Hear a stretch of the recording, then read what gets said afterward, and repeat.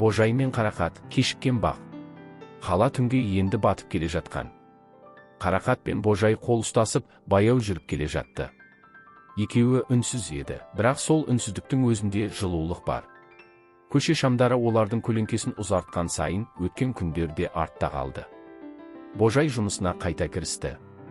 Ол шетелде үйренген білімін пайдаланып, қаладағы бір ірі компанияда инженер болып істей бастады. Қарақат болса, бұрынғысынша кітапханада қалды. Күн сайын кешке ол Божайды күтіп отырады.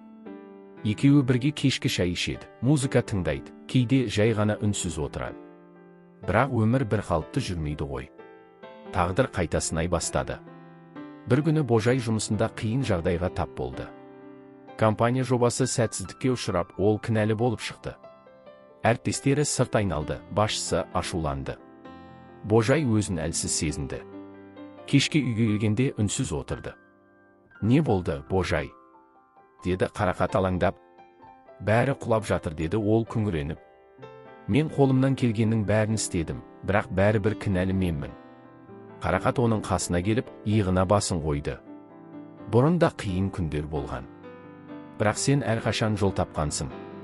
Ең бастысы, сен жалғыз емессің». Осы сөз Божайдың жанын жылытып жіберді. Қарақаттың көзінде сенім бар еді. Сол сенім оған қайта күш берді. Келесі күндері Божай барын салып, жұмысты қалпына келтірді. Уақыт өте бәрі орнына түсті. Бірақ бұл сынақтан кейін ол бір нәрсені анық түсінді: нағыз махаббат тыныш күндерде емес, қиын сәттерде өлшенеді.